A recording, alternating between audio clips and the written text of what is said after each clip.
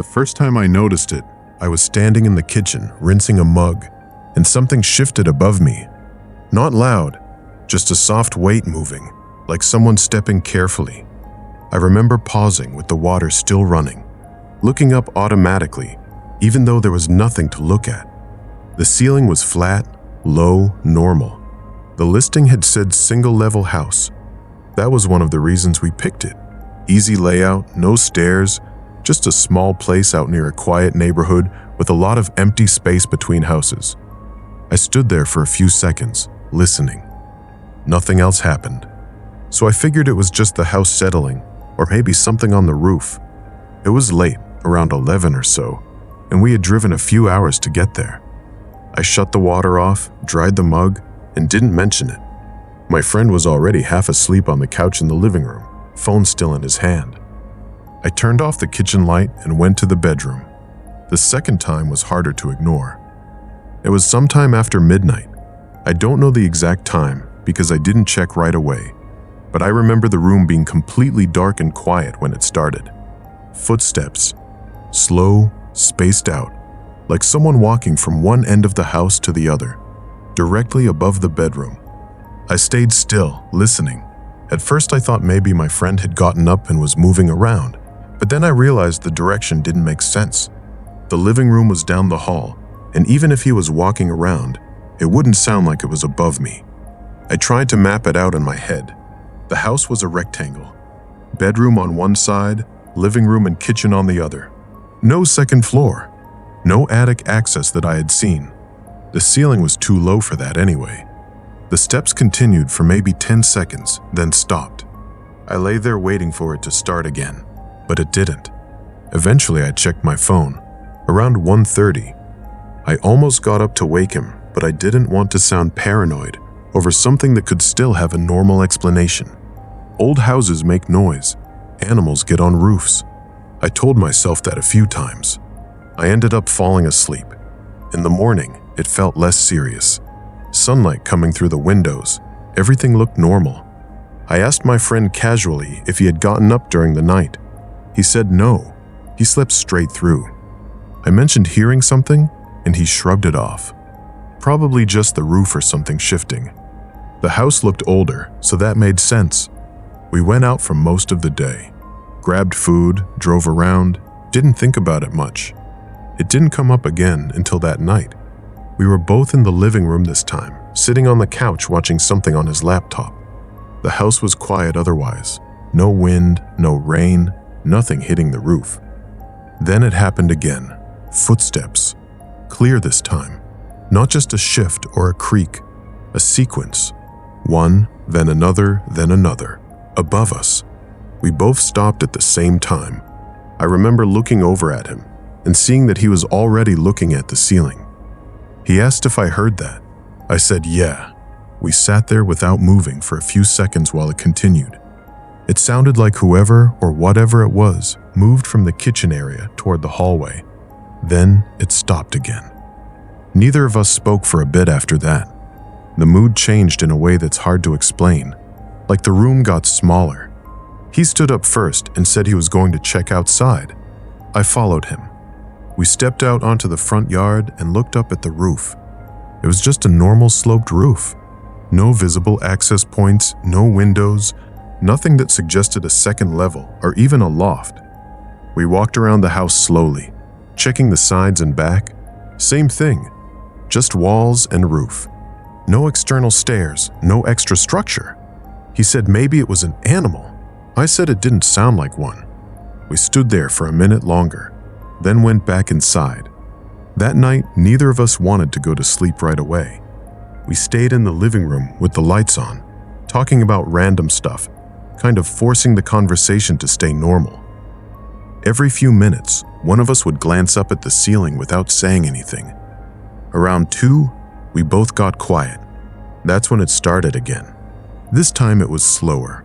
One step, pause, another step. It didn't move across the house like before. It stayed roughly in the same spot, above the hallway. I remember thinking that it sounded deliberate, not like something wandering or exploring, more like pacing. My friend whispered that it sounded like someone walking back and forth. I nodded. We didn't move. It felt like if we made noise, it would change something. After maybe 20 seconds, it stopped. We stayed there listening for a long time after that, but nothing else happened. Eventually, we decided to check the house again, but this time inside. We turned on all the lights and went room by room. Kitchen, bathroom, bedroom. We checked the closets, under the bed, behind doors. Then we looked for any kind of access point above us. There wasn't one. No attic hatch, no ceiling panel, nothing. The ceiling was continuous everywhere. We even moved a chair under one spot in the hallway where the sound had been the strongest and tapped the ceiling. It felt solid, no hollow echo, no give. That's when it really started to feel wrong. Because even if there was some hidden space, there should have been a way in or out. Something. We went back to the living room and sat down again, but it didn't feel like the same room anymore. Around 3 or so, we heard it again. This time it was right above us, not moving across the house, just standing there. One step, then another, slightly closer. It sounded heavier than before. Not loud, but definite, like weight being shifted. I remember holding my breath without realizing it. Then it stopped. A few seconds later, there was a soft dragging sound, like something being pulled across the floor. That was the moment we decided we were leaving. We didn't talk about it much. Just got up, grabbed our stuff as quickly as we could without running, and went outside.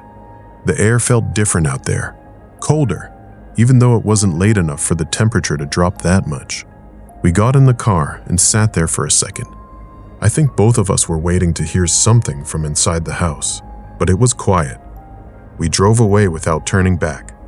The next morning, I checked the listing again. I wanted to see if there was anything we missed.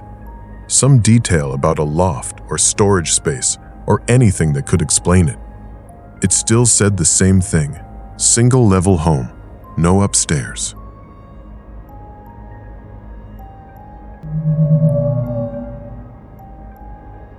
I was standing in the kitchen rinsing a glass when I noticed the door again.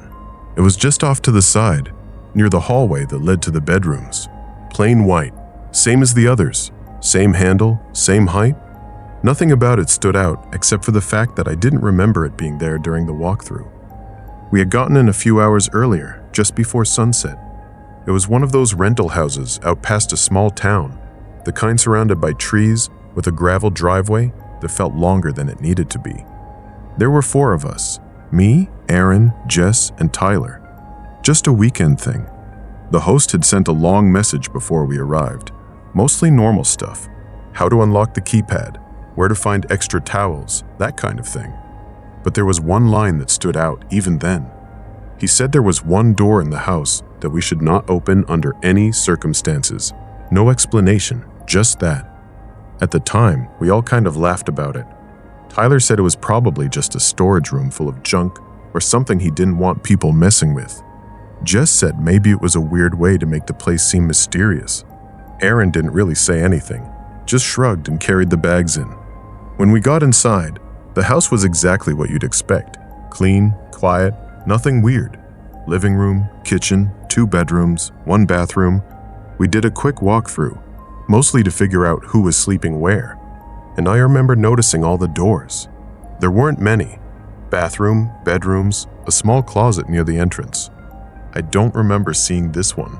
That's what bothered me later, standing there in the kitchen with the sink running.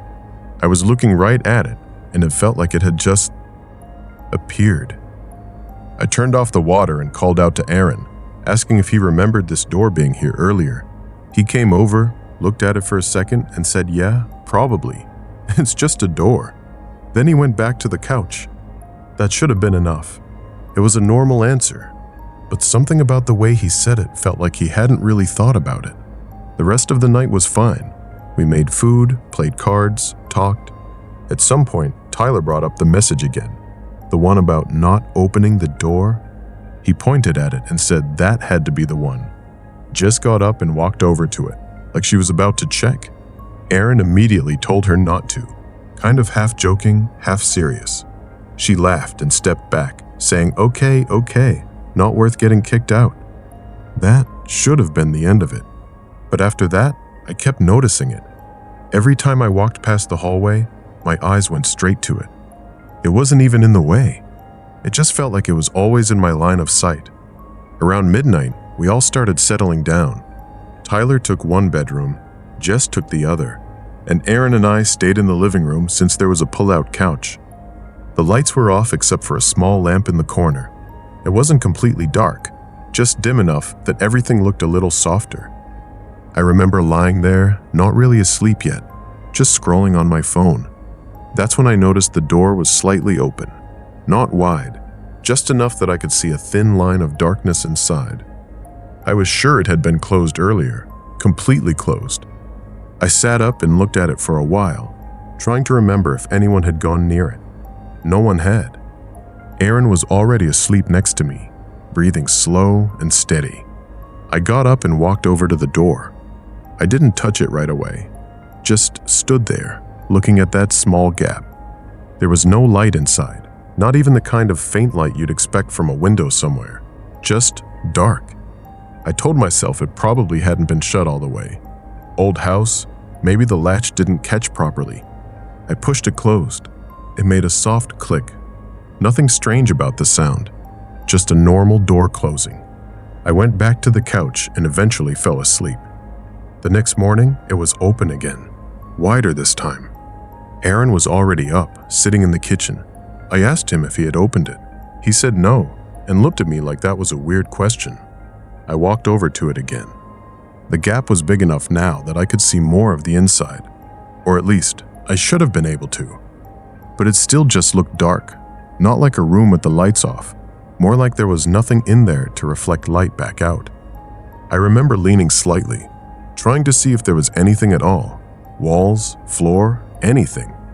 It felt wrong to look too long. Jess came out of her room around then and asked what we were doing. I told her the door was open again. She said maybe the host had a sensor or something and would know if we went in. That was enough to make us all step back a bit. None of us wanted to deal with that, so we left it alone for a while. Later in the afternoon, Tyler started pushing it again, saying it was stupid not to check, that it was just a door. He stood in front of it for a minute, hand on the handle, like he was waiting for someone to stop him. No one did. He opened it, not all the way, just enough to look inside, and then he stopped moving. I remember asking him what was in there. He didn't answer right away. Then he said it didn't look like a room. That's exactly how he put it, not like a room. I got up and walked over. Jess followed. We all stood there, looking past the door frame. There should have been something. Even an empty storage space would have walls, a floor, corners, but it didn't. It looked like the inside didn't match the size of the house. The doorway was normal, but beyond it, the space felt too deep, like it went farther back than it should have. And the darkness wasn't just from no lights. It was consistent, flat. I remember thinking it looked more like a shadow than an actual space. Tyler stepped back first, said he didn't like it. Jess said we should close it and just leave it alone. I agreed immediately. I reached out and pushed the door shut. It closed easily, same soft click as before. None of us said anything for a few minutes after that. We just kind of went back to what we were doing. But it felt different, like we had crossed something we weren't supposed to. We left early the next morning, didn't even stay the full weekend. Packed up fast, didn't really talk about it much while we were there. It was like no one wanted to bring it up again inside the house. We drove away and it felt normal again. Almost. About an hour into the drive, my phone buzzed. It was a message from the host, just one line. He asked if we had opened the door. No greeting, no follow-up, nothing else, just that. I remember staring at it for a long time before showing the others. No one answered him. Later, when I checked again, the message was gone. Not deleted like it disappeared from the thread, just not there anymore, like it had never been sent. I still don't know how that works, but sometimes I think about that space behind the door and how it didn't look like a room.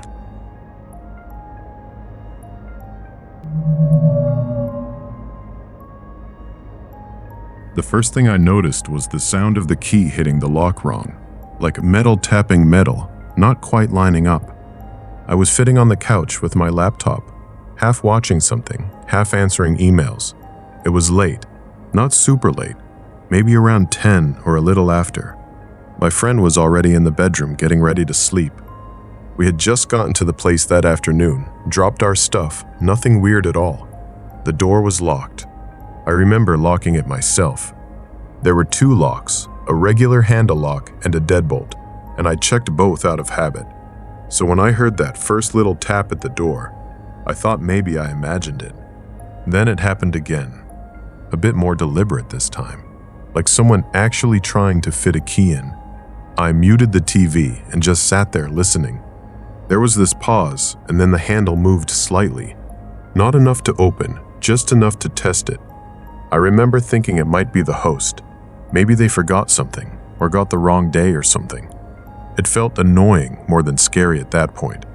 I got up and walked toward the door, but didn't open it. I just stood there, maybe a foot away, and said through the door that it was occupied. No response. Not even a shift in weight or a footstep. Just nothing. Then the key sound again. This time it slid in properly. I felt my stomach drop a little when I heard the actual turn start. Not fully, just pressure, like whoever was outside was trying to turn it, but couldn't because of the deadbolt. I said it again, louder, that someone was inside. Still nothing. The key stopped moving. Then, after a few seconds, I heard it slide out. I stood there waiting for footsteps, for something to confirm a person had been there. Nothing. No walking away, no stairs, no door closing nearby.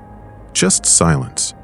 I stayed there longer than I probably should have, just staring at the door like it might move again. Eventually, my friend came out and asked what was going on. I told her someone had tried the door, and she kind of shrugged it off at first, saying maybe it was the host or someone confused. We checked the windows. Everything was locked. The place wasn't big, just a small rental house. 1 bedroom, 1 bathroom, living room, kitchen. No obvious places someone could be hiding or anything like that. We ended up pushing one of the dining chairs under the doorknob, just in case. It felt a little over the top, but it made me feel better. That night, I didn't really sleep. I kept thinking I heard something outside, but every time I sat up and listened, there was nothing. Around midnight, I got up and checked the door again. Still locked. The chair hadn't moved. I remember putting my hand on the deadbolt just to make sure it was fully turned, like physically confirming it. The next morning, everything felt normal again. Bright, quiet, nothing out of place. We messaged the host just to ask if anyone had tried to enter the property the night before. I tried to keep it casual in the message, like maybe it was a misunderstanding. They replied a couple hours later saying no one should have access except us, and they hadn't been near the property. They also said they don't do surprise visits or anything like that. That made it feel worse. We checked around outside before leaving for the day. The house was kind of set back a bit, with a short gravel path leading to the door. There weren't any obvious footprints or anything, but the ground was dry, so that didn't mean much. The rest of the day was fine. We were out most of the time, and honestly, I kind of convinced myself it had been nothing. Maybe someone had the wrong place, tried the key, realized, and left quickly. That explanation worked well enough in daylight. When we got back that evening, everything was exactly how we left it. Still, I double-checked the locks again, both of them.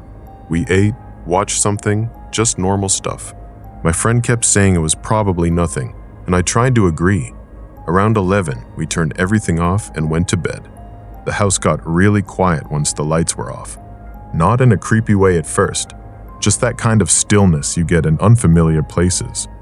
I remember lying there, not fully asleep, just kind of drifting. Then I heard it again. That same small metal sound at the door. This time, it was quieter, like whoever was doing it was being more careful. I didn't move right away. I just listened. The key slid into the lock. There was no hesitation this time. It went in smoothly. I felt my whole body tense up. My friend was asleep next to me, breathing evenly, completely unaware. The key started turning, slowly. I could hear the internal parts of the lock shifting, that dull mechanical sound. Then it stopped, just short of fully turning, like the deadbolt was stopping it again. I got out of bed as quietly as I could and stepped into the hallway. The house felt colder, or maybe that was just me. I didn't turn on any lights. From where I stood, I could see the outline of the door, the chair still wedged under the handle. The key was still in the lock. I could see the slight movement of it, like whoever was outside was testing it, gently trying again. I said something. I don't even remember exactly what, just that someone was inside, and to stop. The key froze. Not slowly, not like someone easing off, just stopped completely. I waited for a response. Nothing. No breathing, no shifting, no footsteps. Then, very slowly, the key turned back the other way. It slid out of the lock. I expected to hear footsteps again, or at least some sign of someone leaving, but there was nothing, just that same empty silence. I stayed there for a long time, longer than felt normal, just watching the door. At some point, my friend came out, asking what I was doing. I told her it happened again. This time, she didn't brush it off. We didn't sleep after that. We kept the lights on, sat on the couch, just waiting for morning. Nothing else happened that night. The next morning, we packed up earlier than we planned. We told the host everything, and they sounded genuinely confused. They said they would check the locks and maybe change them, but they kept repeating that no one else had keys. We left before noon. I kept thinking about the way the key moved. It wasn't aggressive or rushed. It wasn't someone trying to break in. It felt careful, like whoever it was expected the key to work, like they thought they belonged there. We drove away and didn't look back. I tried to forget about it after that, but sometimes, when I think about it, the part that sticks with me isn't the sound or the timing. It's the fact that both times, they never said anything, not once. And the way the key stopped the second I spoke, like they were standing right on the other side of the door, listening. We didn't stay there another night, but I keep thinking about what would have happened if we had, because it didn't feel like they were guessing. It felt like they were waiting for the lock to finally open. And for some reason, I can't shake the feeling that if we hadn't used that second lock, it would have.